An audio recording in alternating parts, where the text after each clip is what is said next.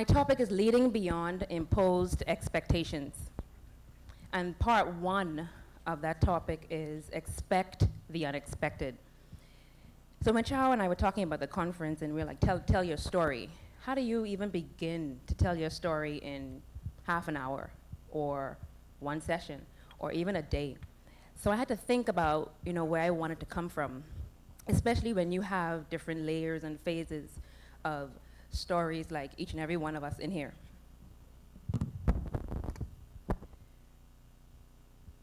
But today, I'm just going to briefly talk a little bit about my story from an imposed expectation standpoint. And our objectives are going to be to define the important terms like expectations and imposed, begin to tell my story, and I say begin because that's all I'm going to be able to do today is begin to tell you a little bit about myself. Discuss some facts about expectations, briefly discuss 3 effects of imposed expectations, and then I'm going to leave you hanging till part 2 tomorrow. So I found a very good quote that meant a lot to this particular presentation. So entrapped are we in our self-expectations and self-imposed limitations that we fail to see that we have always had the keys to our own prisons. We're just scared senseless to use them. Now, I put senseless, it had a different word, and I'm gonna read that again. So entrapped are we in our self-expectations and self-imposed limitations that we fail to see what we have always had the keys to our own prisons. We're just scared senseless to use them. And when I think about different areas of my life and as far as expectations are concerned, whether I liked it or not, I was already given a label, being Miles Monroe daughter, as a PK, a preacher's kid. And so the expectations were endless. They were over and abundant. Some were verbalized, some were not. Some were imposed by my parents, some were imposed by myself. Nonetheless, they were there. And so very quickly, I learned that, okay, so if I'm not careful, I'm gonna be imprisoned by everyone else's expectations. And if I'm not careful, even my own expectations of myself. So when we look at the definition of expectation, there are a few definitions out there. Merriam-Webster defines it as a state of looking forward to or waiting for something. The Cambridge Dictionary defines it as the feeling of expecting something to happen. And other sources call it a strong belief that something will happen to be the case in the future, assumptions. As I was even reading and looking up and researching expectations, some call it prophecies that people have, whether they speak it over your life or they have an assumption of themselves, of you in their mind. And they expect you to live up to them, or they expect you to live by them. And some have the audacity to verbalize those expectations, verbalize those assumptions of you.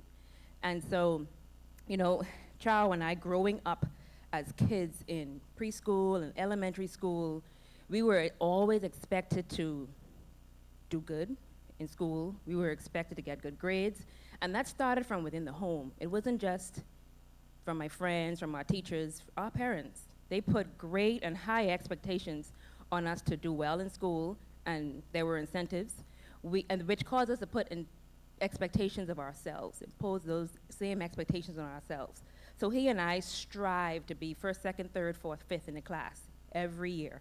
If we got C's and D's or any B's, it upset us because that there were these expectations that we were trying to meet. But sometimes when expectations are imposed, that's a totally different ballgame.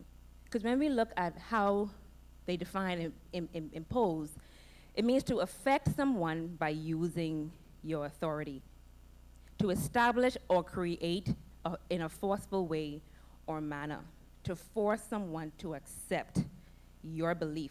So imagine you being under someone's thumb and they're pressing on you and they're telling you, this is what you're gonna be because this is what I see you as a PK, or this is what you're gonna do, or this is what you're supposed to say.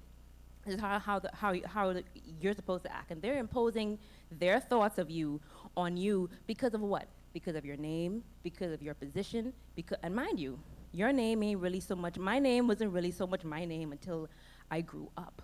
But that was the name that I was given. I didn't ask for Munroe. I didn't ask to be Miles Munroe's daughter. That's just the way God, my source, made it. But again, carrying that name and being in the position that he was in, being his child, carried so much expectations and so much responsibility. You know, they also define imposition as to force someone to have the same opinion, belief as you, to give someone something unpleasant to deal with, force something unwelcome or unfamiliar to be accepted or put in place, to take advantage of someone by demanding their attention or commitment. So imagine committing to everybody else's expectation. Everybody else's expectation of you. You should not wear this. You know, I remember growing up in the church, and a lot of the older women, I could call names right now, I can see them in my face. The older women, you know, I don't know, maybe 12, 13, 14, and I want to follow my mom, so I put a little lipstick on my mouth, a little eyeshadow, I'm fooling in her makeup. Why you wearing makeup? Why you wearing lipstick? And so I had to figure out how I was going to deal with that. Even at the age of 13, at the age of 15, at the age of 16, you know, why are you wearing high heels? Okay, hold up. Why are you? So I had to figure out very early on how I was going to maintain my respect for these old folks, maintain my dignity, but still not be pressured and pulled in by their expectation of me because of who knows what. And sometimes people's expectations come from so many different places. It can come from their insecurity. It could come from their jealousy. It can come from them wishing they could do what I do now at this age, and they can't anymore. So I'm very careful. So earlier on, I learned how to manage and how to control others' expectations of me, and then also the expectations I place on myself. So some facts about expectations. We are all consumers of expectations. And expectations can be both externally imposed or internally imposed. And like I said, my external expectations started from my parents, from the household. You know, as my dad, being a preacher, he expected his children to act a certain way. He really did. And sometimes he didn't have to verbalize that. We just knew. Family, friends especially, the peer pressure. You know, they expect you to, or you're a PK. Sometimes there are people who actually expect you to do worse as a PK. They don't actually expect you to do, you know, dress a certain way, act a certain way positively, but because you're a PK has this negative connotation. They actually expect you to be one wilding out there doing what you're not supposed to be doing. And so again, I had to figure out how am I gonna balance both and still be me? Because what you don't do is I didn't wanna lose myself. I didn't want to lose the person I was becoming, trying to please everybody else, even my parents. And so then again, I started to now build and impose expectations of myself. And, you know, that's hard because that's almost like setting a bar for yourself and not wanting to fail.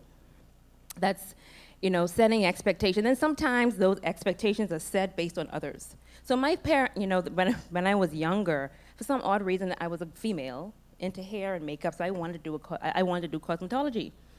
And I told that to my dad, and he just thought, to be very honest, he thought it was just, are you crazy? My daughter being in a hair salon doing hair? It was just totally against his religion when it comes to that. And so that's what I wanted to do, but Dad was like, I want you to do something a little more, you know, constructive. And I guess he didn't think cosmetology was constructive at that point. So I chose something that I loved medicine, I loved health, but I chose pre-med because it was, you know, it was prestigious for anyone to be a doctor, to be a lawyer, to be any type of, you know, engineer. And so I say, okay, eeny, meeny, miny, mo, and I landed on doctor because it was the one that attracted me the most. So I started pre-med in undergrad. I did 2 years of pre-med, got exposed to other classes and other resources and realized that, okay, so I didn't really want to do surgical medicine, but I wanted to do the social aspect. And so halfway through undergrad, I changed my degree from pre-med to social work. And I still remained in the medicine, in the medical field. And my dad, he was pleased with that. And, to get his blessing, to get, to get that he was pleased, it was important to me. But even if he had said no, at that point in my life, I was gonna have to say, Dad, I love you, but too bad. I gotta do this for me. But it just worked out to where he was, he was fine with that. And it just goes to show, though, that, from a certain point in my life where it really, really mattered what people's expectations were of me and pleasing them, and how I said, okay, let me go ahead and do doctor. You want me to be big and high and mighty, let me do that. I mean, it really wasn't what I wanted to do. So eventually I said, I don't want to do this. I don't want to be this type of doctor, this type of medical field worker. So what is it that really interests me? What was my passion? And social work was. So I made that change. Depending on the individual, the external and the internal imposed expectations are going to carry a different weight. By that I mean, for some, the expectations of others are going to really determine who they are and what they do and what they become, more than if it was a self-imposed expectation. For me, I had to learn to manage both, because they're both there, and to this present day, they are still there. You guys have no idea how nervous I am talking, because I know you all already have expectations of what it is you expect me to say, how you expect me to look, what you expect me to do. And now I got to figure out, okay, so am I going to meet all those expectations, or am I just going to be me and do me? And so that becomes most important and number one. And expectations can present both negative and positive effects. I don't think we give expectations enough credit. But whether we like it or not, they really do mold and tend to shape how we act and some of the decisions that we make throughout the day and just throughout our lives. And so for me, it was just knowing that, being aware, and managing that. So earlier on, I learned that I can either allow expectations to make me or break me. I can allow expectations to build me up or tear me down. And I can allow expectations to irritate me so much that I do better or I give up. And I say this, irritate, because really and truly, it really is annoying when, people saying things, okay, so everything just happened recently, 2014. Parents died, and to be very honest with you, I did not know that I would have been able to handle that the way that I did. I actually expected me to just break and fall apart. But I exceeded my own expectations, number one. Number two, everybody else, to this very day, still expect my brother and I to be walking around like zombies. Kind of under a rock, looking disheveled. You lost your parents, you were very close. It's like, how are you so strong? And so, it's kind of irritating and annoying because they have the guts to say that. Some say it to me. We really didn't expect you guys to be doing what you're doing. And so even that is a motivator. It motivates me to exceed their expectations and then just kick it in the butt from the get-go. And why have such expectation? Why just, and it's so hard to say don't expect anything, but sometimes not expecting to me is just so much better, because then you're just surprised. And so when I say irritated and annoying, it's sometimes expectations can be very annoying, but you can use that to make you better or just give up. So I'm a gym rat. I know sometimes I don't look it, because I may have fell off. Hey, but nonetheless, I promise you, I'm in the gym all the time. See, you already have expectations of what I should look like if I say I'm a gym rat. So I had to beat that, and I had to manage that. I had to say, hey, it doesn't really matter what you think I should look like. Nonetheless, I'm in the gym for all kinds of reasons. And so, but in the gym, I learned certain things when it comes to lifting weights and working out daily and the need to take a break. And when you look at the gym world to the real world, anything that's weighty tears you down, but it builds you up. One thing I learned in school, doing sports and my coaches, when you lift weights, and some of you may not know, but when you lift weights, it actually tears your muscle. And then the next process is the repairing. That repairing process is what actually allows it to grow. and become stronger. So that tearing and repairing is actually important and vital for building muscle. Anything heavy breaks down, then repair. That's why, and I say this because it makes no sense me lifting weights if that's a 15-pound dumbbell. So a 15-pound dumbbell with me at this stage is very light. So eventually my muscle has already built to that particular weight. If the weight isn't heavy enough, it's not gonna tear. That muscle isn't gonna tear, therefore it's not gonna repair. Anything annoying causes you to either get rid of it or do something about it. So for me, one of my, not insecurities, but one of my annoyances is extra body fat. So again, I'm in the gym. Why? I'm doing something about it. So, and it annoys me, the extra arm, the extra love handle. So I figure out, you know what, let me do something about it to get rid of it. Anything that's a burden makes you aware, disciplined, and responsible. Going to the gym on a daily basis is burdening, but I find it exciting because there is an end that I can see, and I kind of know I know what's going to happen. And that extra weight that's maybe too heavy on any given day, or that burden, or the annoyance of that pain that I feel after lifting 200 pounds on legs the day before, that's a pleasure pain. Because yes, I'm hurt, I'm feeling it now, but in a couple of months, I'm gonna look sexy. So when we talk about, I want to talk about 3 effects of imposed expectations. Expectations can convey pressure. And I want to go back to this slide when we talk about pressure because, you know, pressure is anything you could think about that's heavy, anything that's weighty, anything that's hot, too hot, extreme cold. And expectations can actually cause pressure. And when you think about pressure, you automatically think of something negative. But actually, just like burdens, just like weight, just like anything heavy, you apply pressure to anything, and you're gonna get a result that you probably did not expect. So you apply pressure to a rock, and you're bound to get a diamond. You apply pressure and heat the right amount of times to metal, and you're bound to get a sword that can be used for battle. So, you know, when I talked about their negative and positive effects of expectations, this is one of the things I'm talking about. So as much as I am to manage the expectations of others especially, I use those as stepping stools for me to get from one level to the next, because I have to beat expectations, especially if they're expectations that are used to pull me down.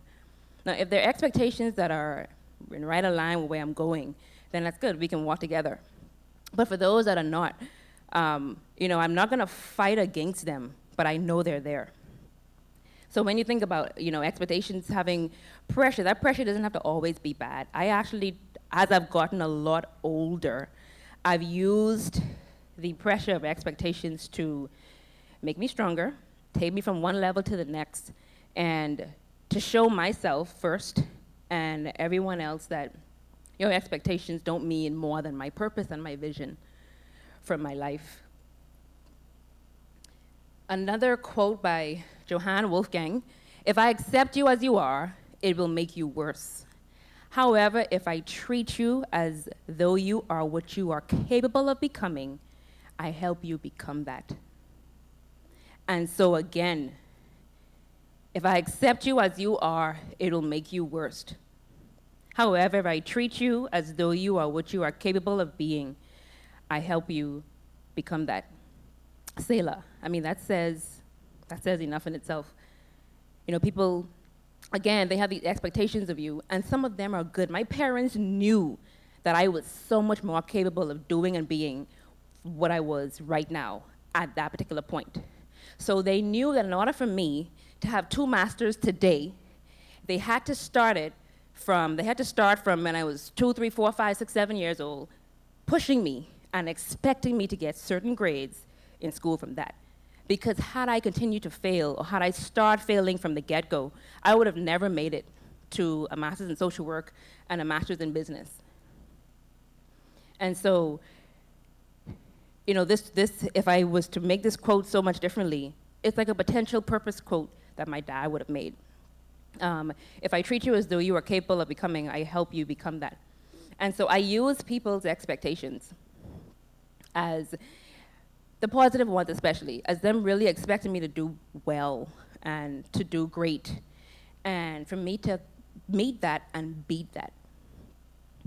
Another effect of imposed expectations are they can cause you to misfocus. Now, this is one of the negative effects of expectations, and it's only because, again, for me, expectations, whether they were internally or externally imposed, the most important thing was me managing them. And I had to know what was for me and what wasn't, what was good, what was bad, what was gonna kill me, what was gonna make me stronger. Because I would run myself ragged trying to meet everyone's expectations, that I would forget really and truly where I'm supposed to be going and the journey that I was on. And so, focusing on trying to please everyone can actually misguide you. You're so busy trying to meet the expectations imposed by yourself and others that when you realize you are off course, it's too late. When expectations imposed by others are unrealistic, they can be misleading and cause you to be misfocused. So that's why for me, and I say management because unfortunately I cannot, you cannot, we cannot eradicate people's perceptions and expectations of us. However, we can know that they're there and we can manage them, which is the key. So I've been learning to manage expectations from we were younger to now. And the expectations as I get older are only they're getting more intense. And that may just be because I'm maturing and I'm getting older. And so managing them is important. And I mentioned this earlier. Purpose and vision supersedes expectations. It keeps you focused and disciplined. So for me, before I concern myself with my own self-imposed expectations and the expectations of others, I always go back to the drawing board. What's the purpose for me doing what I'm doing and going where I'm going? And what is my vision? And the third effect of imposed expectations is expectations can cause fear. Now this can be looked at both negative and positive. But when we talk about fear, you're afraid of failing. And that means you're afraid of not meeting someone else's expectation. I had a great fear of my parents. I knew they expected me to act a certain way. I knew they expected me to get certain grades in school. I knew they had these expectations. And God knows the last thing I wanted to do was bring shame to them or shame to their name. So I tried my endeavor best to not do that by either two things. Not doing wrong, or if I did wrong, don't get caught, in all honesty. But, you become afraid of failing, you become afraid of not meeting expectations, and the expectations of others, but there's nothing worse than failing to yourself. And so I had to make sure that I manage my own expectations of myself. Don't set them too high too soon. Still set them high, but know when I'm really ready to try and reach that. Because if I fail, I don't want that failure to be a setback. So, now I'm at a point where mom and dad aren't here. So they know my rocks aren't here, my foundation isn't there, my backbone isn't there. So you could imagine the fear I have of failing them even in their death. And so my brother and I are always talking, and we're always talking and communicating about the fact that, we just don't want to fail them. We don't want to fail, period. And we don't want to fail them. So imagine us managing that expectation that you guys don't even have. And to wrap it up, we live our lives trying to fulfill expectations, both those imposed by others and those imposed by ourselves. Sometimes these expectations can be daunting, but ignoring them won't make them go away. So again, managing your expectations of others, managing expectations from others and of yourself is the more important key than trying to get rid of them. And use them to your benefit. I actually use expectations to my benefit. I've just learned to deal with them head on and rise to the challenge. So my final point, and when I talk about, we must learn to deal with expectations head on, and rise to the challenge. My challenge was, and still is I was given something I didn't ask for. And that's my name and a title. The name Munroe, the title PK, Miles Munroe daughter, that carries weight. I didn't ask for that weight. That was one weight I didn't go to the gym and pick up. I said, I'm gonna use this. But that's my challenge. My other challenge is I was given something I didn't necessarily want. And that was the baton that I had to accept and receive November 10th, 2014. And then I had to accept the unexpected. And that was the sudden death of my parents. So now, I just expect the unexpected. And there's one quote that I'm sure many of you have heard from a very, very important book. Everyone to whom much was given, of him much will be required. And from him to whom then entrusted much, they will demand the more. Thank you.